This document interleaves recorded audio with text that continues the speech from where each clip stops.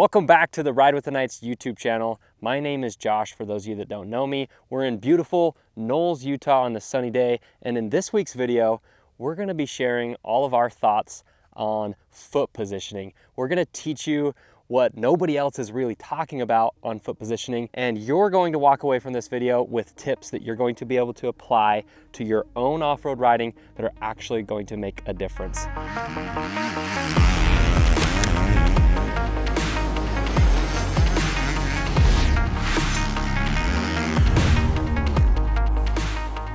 We're going to run through 3 different things in this video. By the end of it, you're going to walk away with tips and skills that you're actually going to be able to apply to your off-road riding that are gonna make a difference and actually help you guys out on the trails.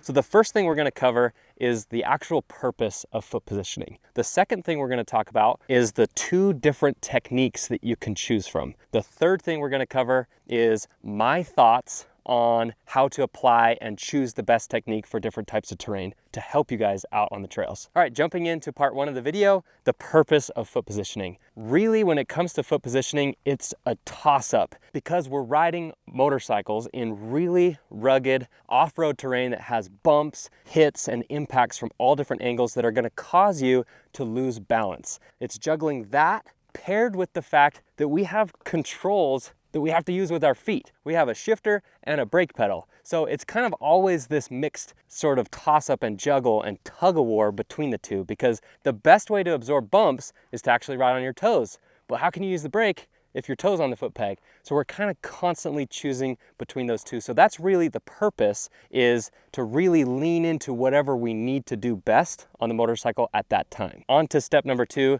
the 2 different techniques. Technique number 1 is to ride on the ball toe area of your foot. The second technique is to just default to your arches. Let's cover technique number 1, which is to ride on the ball toe area of your foot. This typically refers to that large kind of bump on your foot just behind your big toe. This is really where all of our dexterity, our explosion, and our power comes from in our bodies. It allows us to utilize the natural suspension and movement that we have. Think of any type of athletic sport. If you're jumping up and down to catch a basketball, when you exit the ground and when you return to the ground, all of this is derived from the toe area of the foot. This is going to really just maximize your ability to use your body's natural movement. If we use the heel or the arch area of our foot, we're really limiting the amount of movement that we have. So technique number 1 is essentially to ride on your toes, ride on the ball toe area of your foot, and this is going to maximize the amount of movement that you have. The benefits of this are you're going to have better balance on the motorcycle. You're also going to have increased recovery or bump absorption. When you're hitting really big whoops, ditches, rocks, you're going to be able to stay in that attack position more easily. You're not going to get kicked off balance quite as frequently as when you ride on your arches. The con, or the drawback to riding on your toes in off-road, is when you do have to use the foot controls, it requires a deliberate movement forward. It requires you to proactively pick up your foot, apply that rear brake, and return. So when you're in a scenario or a type of trail where you're frequently needing to use the foot controls, it can be really demanding and challenging to go back and forth so frequently. The second technique is to simply just default to the arch area of your foot. This is where a lot of off-road riders spend their time,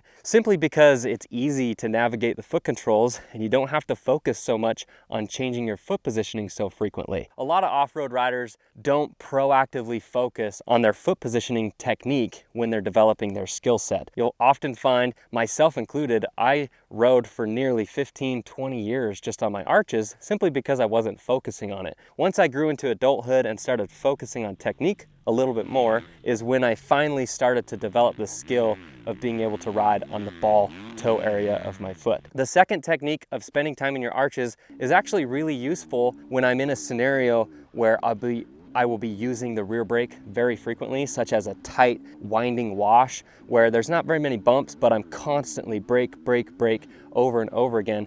It just simply doesn't make sense to constantly be moving my foot back and forth so frequently. The biggest drawback to technique number 2, riding on your arches, is when you incur an impact, it can be catastrophic. that energy, it's much more difficult to absorb that energy in your feet and your ankles, and that energy can often travel all up your body into your back, knock you off balance, kick you to one side of the trail, and sometimes can even cause a crash. So those are really the two different techniques you can choose from when discussing foot positioning. On to part number 3, my thoughts on how to apply this. Well, we now just covered the purpose and the two different techniques. My thoughts are simply this: there isn't really a right answer. There's always this tug of war in the off-road and motocross world between what's the correct foot positioning, analyzing the pros. Look, they're on their toes. Look, this guy's riding on his arches. The answer is really simple. There's a purpose to each technique, and I use both. It really just depends on the terrain. So I invite you to not get so caught up in which technique's better than the other, to practice both. And what you really need to focus on is the ability to discern the terrain and which technique is going to benefit you more. I'll give you another example. I just recently participated in the Baja 1000, and I was racing through the San Felipe whoops. Really rough, rugged terrain, square edges, whoops, rocks. That was a type of section where I was not very frequently using the rear brake. I was maintaining the same direction for a prolonged period of time, and it was much more valuable for me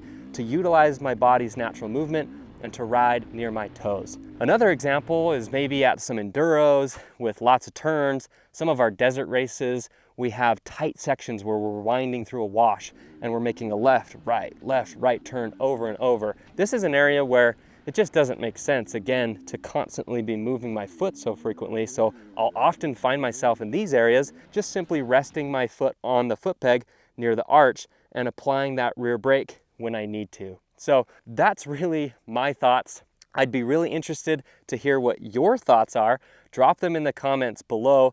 We would love to know what you guys need to learn or what you're interested in learning when it comes to foot positioning. I hope this helps you in your off-road riding. It really helps me when I'm riding this type of terrain or any type of terrain. If you're interested in learning more techniques, more tips for off-road riding, click the link in the description. You can head over to ridewiththeknights.com. There we have a full 1-hour training where we go over 10 of our off-road riding secrets to help you out on the trails. We also have a complete online course where we launch a brand new training video every single week. It helps off-road riders improve their skills, ride safer, faster, and more efficient on the trail. Head over to ridewiththeknights.com and we will see you inside the course.